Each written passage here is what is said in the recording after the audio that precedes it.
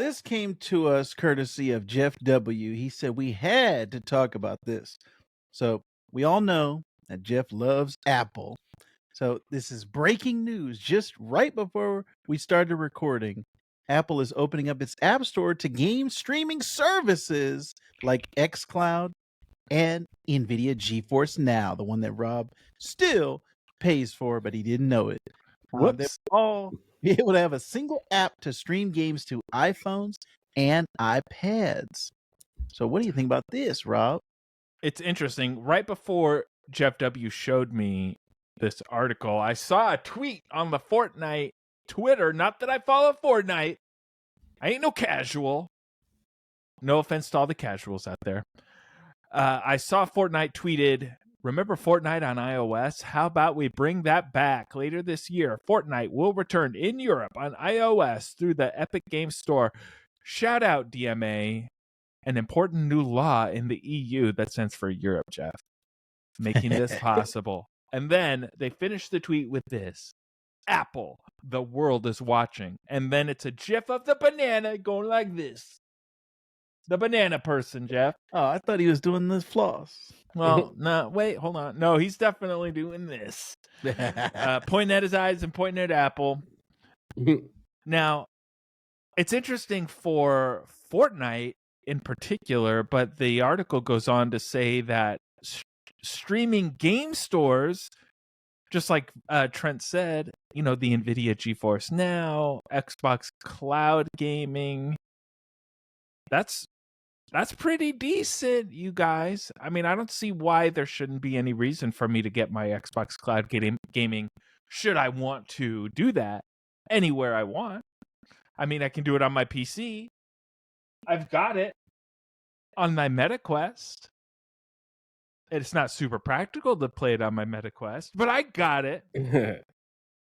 But I could see, you know, hopping on my iPhone and connecting the controller, you know, when I'm in Fiji or Maui or Cancun or Puerto Rico or the Gulf of Mexico or any other foreign land.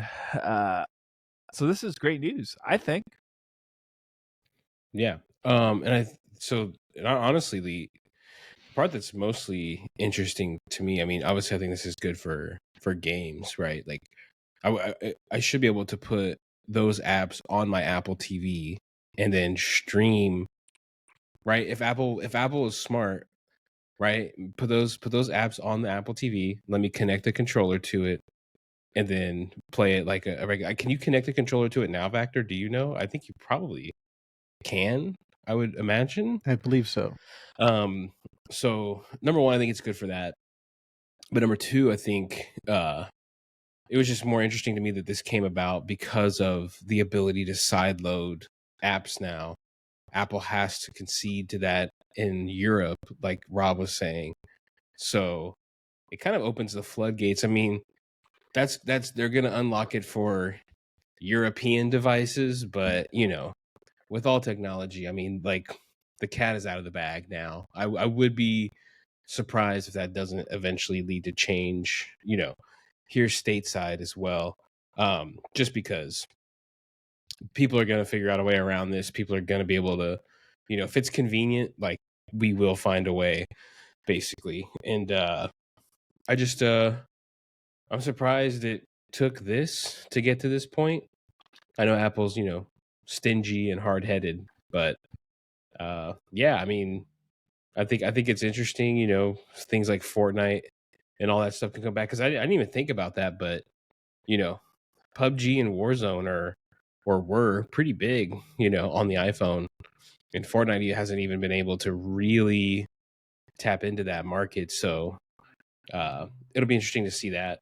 And you know, like if streaming is going to be a thing, I haven't found it to meet any of my needs. But if it was going to, it would be this form of it. I think if I could, you know, like if I could hop in and do some stuff in a video game while I'm at work and just like, you know, oh, hey, there's like I think like Destiny, right? Like when they had Zur would drop every week and you could go look at his items, like something simple like that. Like, oh, I could have a controller, hop on my phone, and then run and go check on Xur, see what items he had up for this week, and then log out or something. Something Zerg? quick like that. Emperor Xur. Zerg? Xur is That's where XUR, my Rob. mind went as well. XUR. You guys didn't play Destiny, Yeah. but so anyway, just something simple like that. I think this is how I would probably end up using it is through the phone. And that's the promise of cloud gaming, which Jeff has ignored this entire time. It's because it's mostly dog shit. No, it's not. It's not, Jeff. And the best part about it is what you just said. If you're at work or if you're someplace else and you don't have your gaming PC, so all you need is a good internet connection. Cloud gaming is the future because we're not going to be tied down to our big honking game systems, Jeff. We're not going to be big old gaming PCs out the yin yang. We're not going to be getting screwed. What's that? Yeah, I don't think we're getting screwed. I think he might have just you went a little too far on that But one. that's going to even the playing field of everybody being. Okay, Rob has the best gaming system of all time. He's got the best gaming PC of all time. Right here. I can't compete with that, and so he's going to get the better experience than me. But I got the best internet connection of all time now. So the cloud gaming is going to come to me, and Rob is going to be over there in Slow Town. But he's got the best gaming. It won't be PC. Slow Town. I'm playing off my thing. Jeff's in Slow Town. But that's the promise of cloud gaming is, like I said, evening out, leveling out the playing field where everybody has access to the high-powered machines. That's what I want. Okay.